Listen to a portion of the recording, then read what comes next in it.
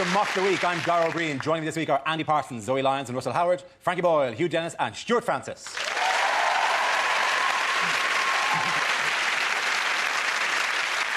We start with a round call. If this is the answer, what is the question? On the board are 6 categories. Zoe, which category would you like?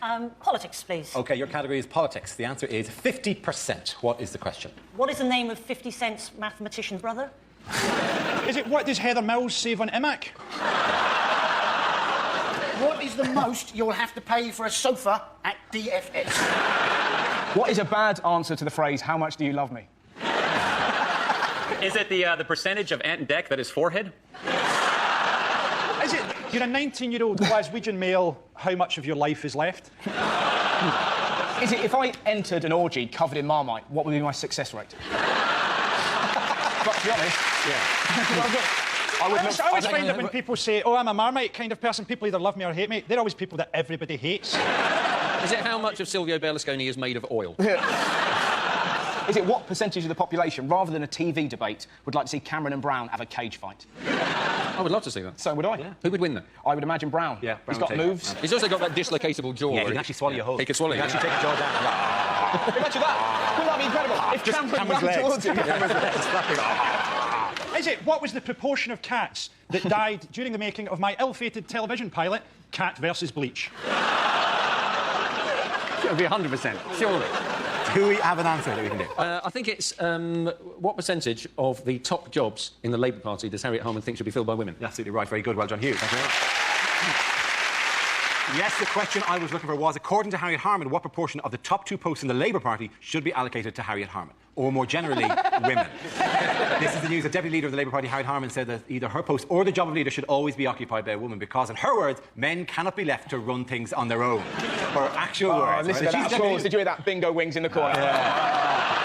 I mean, you know, there is something about representation of women at the high levels of government, but that actual quote does make it seem like every time she left the room, it would turn into a chimp tea party. Sorry, and she'd come back in and go, oh, sorry. It's true, though, isn't it? That women are underrepresented in the top echelons of politics. In Italy, for example, there are lots of women in the top jobs. You can be... Berlusconi will put you in the cabinet in Italy at the age of 19 if you're good enough. So you can see where she's going. Harriet Harman's an incredible figure, isn't she? You know that Harriet Harman, when she first came to my attention, she wrote a book about the history of feminism, which she dedicated to her husband. She's mistaking sexism with people hating her. She's always saying stupid things, isn't she? She said she is Radio 2 to Gordon Brown's Radio 4. And you're thinking, well, she's not Radio 2. Radio 2 is the most popular radio station in this country. If she's anything, she's Isle of Wight FM on a Sunday morning at 3 o'clock in January when the transmission mast is broken. Somewhere watching us, there is the guy who does the 3 o'clock in the morning slot. Why am I the shorthand for crap? Wouldn't it be great if he looks exactly like Harriet Harman as well? I know female politicians always have an element of freakishness, don't they? She's a bit of a freak. Hazel Blears looks like Gianfranco Zola humped an Oompa Loompa. And Margaret Beckett looks like a face trapped in a haunted mirror.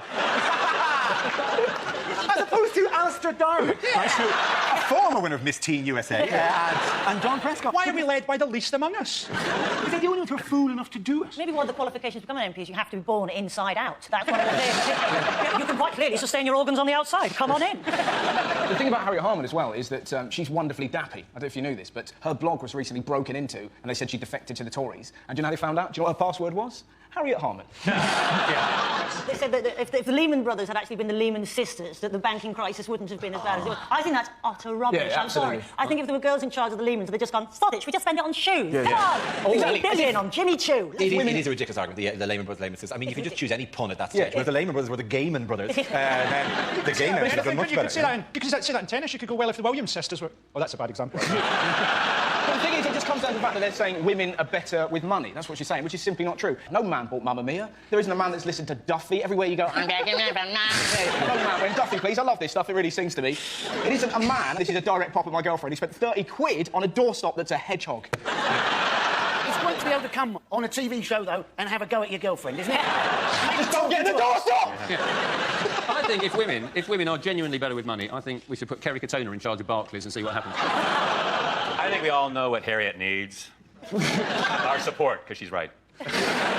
Bankers are sexist and bankers are laddish, but that isn't the reason that the banks collapsed. It's not like people were going, what did the derivatives close at? I don't know, I was giving Jason a wedgie. I think if it's got to be a man and a woman that's in charge, let's have Richard and Judy. Judy can recommend a few books while we wait for the bombs to arrive from all the countries that Richard has offended.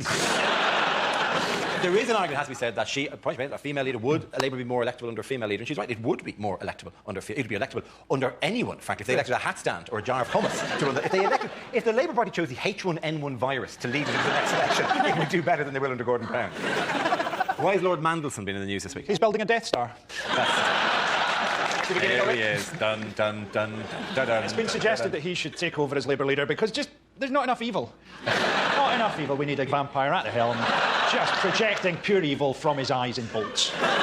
He always comes back. He comes back stronger. He's like Thrush or something. Now he's a lord. Who made him a lord? The Sith? It's not a good photograph of someone who looks slightly scary at the best of times. Feel free at home to draw a tiny moustache under his nose just to get the full effect of that photograph. He's so reptilian. When that woman threw green slime in his face, I thought he was bleeding. He's not actually going to prosecute the woman who threw green crust at him. And do you know the reason that he's not going to prosecute her? Loves custard? No. The reason is that apparently, right, Ruth Kelly, she got egged. She decided to prosecute the person who egged her, went along to court, and on her way to court to prosecute, she got egged again. He was MP for Hartlepool. Yeah. How did that work? He was MP for Hartlepool for 12 years, a Europhilic homosexual. It's like John Barrowman being president of Afghanistan. I like to think that he would have formed a sort of odd couple friendship with the leader of the local Labour Council. Peter, you teach me how to appreciate Don Giovanni. I'll show you how to fight a dog. OK, at the end of that round, the points go to Frankie Hughes Stewart. Our next round is called Newsreel, replaying a recent piece of footage featuring people in the news and ask Hugh to suggest what might be being said. This week's clip features the royal family. Oh, well, another day, another state occasion. Must be very tiring. Do you ever feel like hanging up the old boots and handing over to someone younger? Don't be ridiculous, Charles. William isn't ready yet. Which way do we go? Oh, just go to the right. A bit more to the right. That's it. To the right. Go to the right. Oh, bollocks, he's missed it. Very worth digging the hole. Can I get you some food, Mother? What do you like? Pufferfish? Strychnine? Deadly nightshade? They do some lovely sushi here. I think I've got some polonium in my pocket. Yes. Look, do give it a rest, Charles.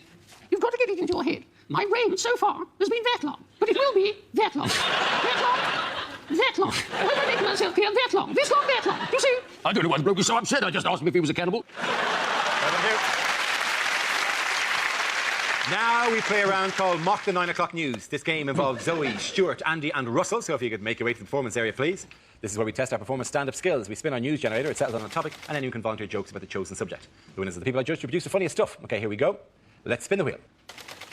The first subject is finance. Can I have a volunteer to talk about that? Andy. British Airways, their answer to the credit crunch, they've asked their employees, can you come into work for nothing for a month or take a month off unpaid? There's a tricky choice, isn't there? And who is going to want to fly British Airways? The last thing you want to hear when you get on the plane, this is your captain speaking. I'm not being paid today. Good luck.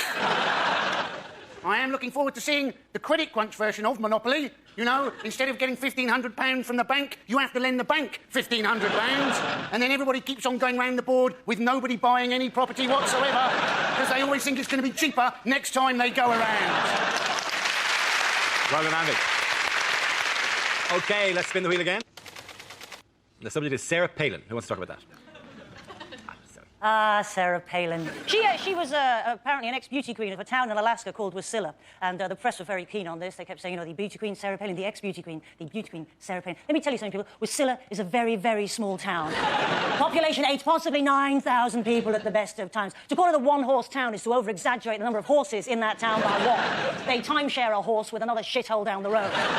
Now, my brother used to live in Anchorage, Alaska, and I have been to Wasilla, and in the 5 minutes it took us to drive across Wasilla, I was voted beauty queen of Wasilla. It was no big deal, honestly. An otter and a caribou came second and third, wasn't it? Thank you very much, Zoe. That leaves us with Stuart and Russell. Let's spin the wheel again. The next topic is men's health. Who wants to come in on that? Russell. I went to the doctors recently with anal issues. I thought I had cancer, not I can't put my CDs in order. But it's a terrifying moment, right? So scary, because in your head, I'm going to die. And I went there and I took down my trousers. Obviously, we had a chat first, and it just... I'm not very well. I'll tell you that, mate, this is a chip shop. You've never done it slower in your life. I was just peeling them down. I got them down to about there, just heard his booming voice go, in the other room.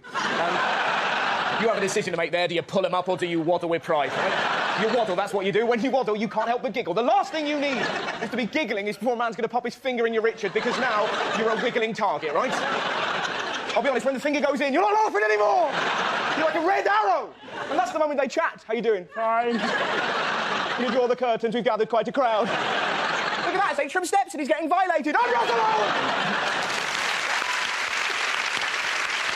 OK, Stuart, let's see what you've been left with. Let's spin the wheel. The topic is school. You are looking at a very proud Canadian who's very proud of the education system in Canada. No, I was horrible in school. I failed math so many times I can't even count. I preferred French over chemistry because the chemistry teacher and I just didn't have any, rapport. One teacher said I'd be a better student if I spent less time flirting. I immediately jumped off his lap. One teacher used to always say I wasn't very observant, but you know what? That was his or her opinion. I was going to join the debating team, but someone talked me out of it. In high school, I was voted most likely to reminisce.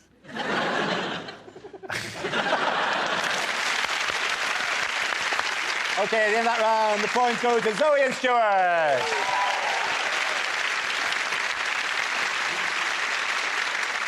Our next round is called Headliners. Here's a picture of Mahmoud Ahmadinejad, but what does ACIP stand for?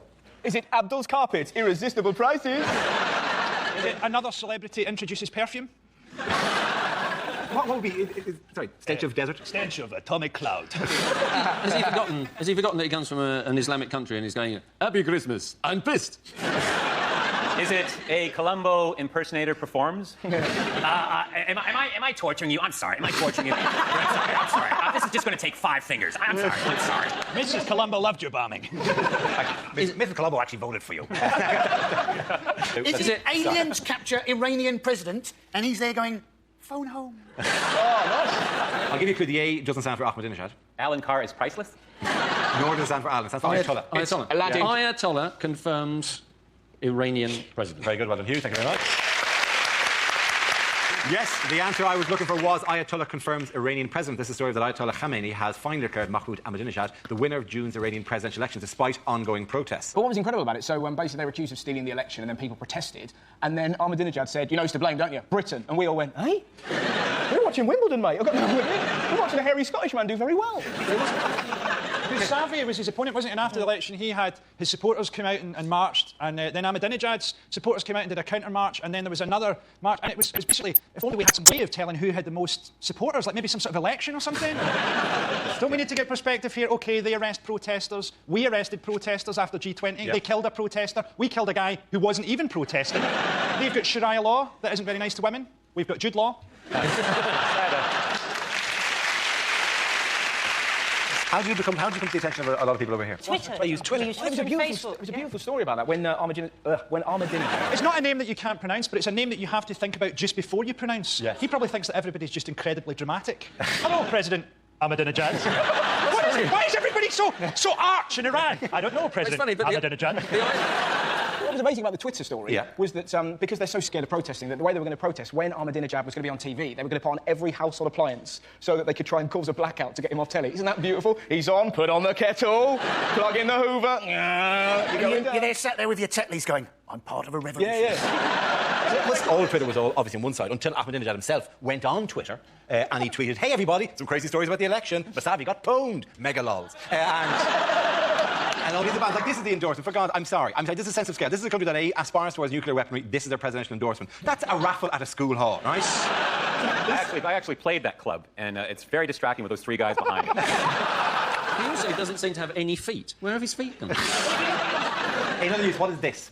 That's a chart. It's a chart, yes. A chart of what? This is a new point system that immigrants must adhere to if they want to live in this country. Yes, you get bonus points if you got English, and you lose points if you fail to integrate, which seems harsh in the initial interview. Turn up dressed as a pearly queen. Good integrating, well done. It's basically racist, isn't it? What, people are going to have to learn English to get a British passport? No, I'm afraid it's my family and I will be murdered if we go home. Not my family and me. Back to the Sudan with you. They want them to learn British history, but essentially British history is us invading their country, enslaving their people, and then nicking their natural resources. Always good to remind them of that before we welcome them into the country. But nobody says this, right? If you're seeking asylum in this country, you probably need asylum. Right? If you come from a sunny country and you want to move to Birmingham, someone in your homeland is trying to murder you. If you're rocking up to Preston looking for a better life. Things have gone very badly wrong where you come from. Let those people in. Don't say to those people, hey, you're a heart surgeon in your homeland, but you read very badly from Beowulf. We'll have to let you go. It's unfair, though, isn't it? Because it always comes down, they have to know things about Winston Churchill. You ask anyone in this country, give us a famous quote from Churchill, and I guarantee they'll go, oh, yes. This is the points to get yourself into the country. Currently, there is a Life in the UK test, which features questions like this. After the Second World War, where did British textile and engineering firms send agents to find workers? Now, judging by the reaction of the audience here and 6 blank faces here, and even more weirdly, there's another question from the life skills test. Where does Santa Claus come from? Now, there's debate in this country about that particular issue. There is no hard and fast answer to that one, but that is among them. Why don't you just, if you really want people to mix in, just give them a simple finish the sentence question with questions like, the referee's a what? And if they can finish that, like, the Frosty's there, what?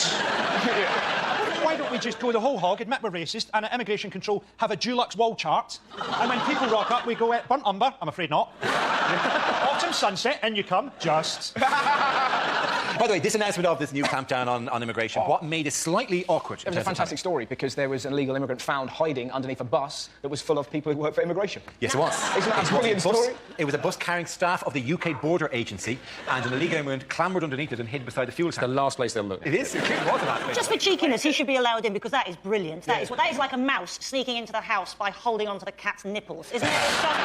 Well, apparently when they got to Folkestone, he just legged it. I'd have loved to have been on that bus and seen those guys. Well, I think that went quite well, don't you? I think it went quite... Oh dear, who's that chap? I don't want to sound racist, but there's no way that any of us are going to catch him over 5,000 metres. OK, at the end of that round, the points go to Frankie, you and Stuart.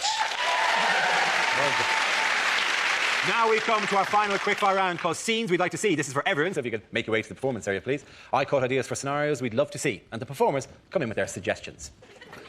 OK, here we go. The first subject is unlikely lines from a thriller. Michael, Peter, David, Vladimir, I think we may have a spy in the organisation. Give me the pentagon, then the triangle, and then the square. Pussy galore, Bond here. I've been told by my doctor that I need to contact all previous partners. The owner of this motel dresses up as his mother and stabs people. But the guidebook says it's still better than the Ibis. I want you to go to Warsaw, meet a man called Borislav. You'll then ask him why he didn't fix my plumbing before he left the home. Miss Scarlet looked at him through the window. He had one massive testicle like a space hopper. That was why they called him Professor Plum.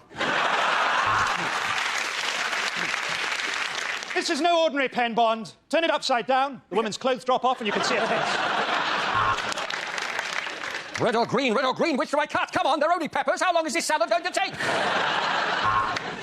We need to find the third man. There's no way Amanda Holden will shag just two of us. Here's Simon. The Orient Express has been cancelled. However, there was a murder on the temporary Orient replacement bus. I have amnesia. The tattoos on my body will tell me what happened. Dara was here. I'd been a serial killer for 4 years, but they'd never given me a nickname. Then, you bite one guy in the ass, and suddenly you're the butt muncher. Ah, the butt muncher's got me! The butt muncher's got me! OK, the next topic is bad things to say at a wedding. I do.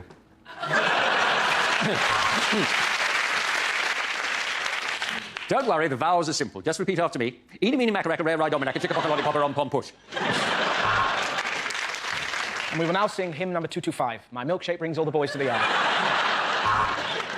When John went down on one knee, I wish I'd known that he was having a stroke.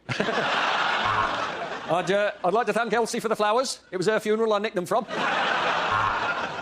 So your best man's in an absolute state. That's my mum. Now, it's my job to tell some amusing stories about Gavin. So, first of all, for a kick-off, he's a hermaphrodite. My bride always wears white. Isn't that right, Dolly? Bah! Hey, Carol's family have always had their doubts about me. So, first of all, let me explain why I'm naked. This is my first gay wedding, so you must be the pretty one. To my new son-in-law, I would say this. You have released me. This monster is yours now. I would like to apologise for the state of my clothes and the smell of sick only I spent last night in a skip. Anyway, dearly beloved, we are gathered here today... People have said to me, why have you stopped being a bachelor after so long? And I say, well, look at her. She's wealthy and she's dying. It wouldn't be a traditional Norfolk wedding without a speech from the father of the bride and groom. The end of that round, the point go to Frankie, Hugh and Stuart. That's the end of the show. This week's winners are Frankie Boyle, Hugh Dennis and Stuart Francis.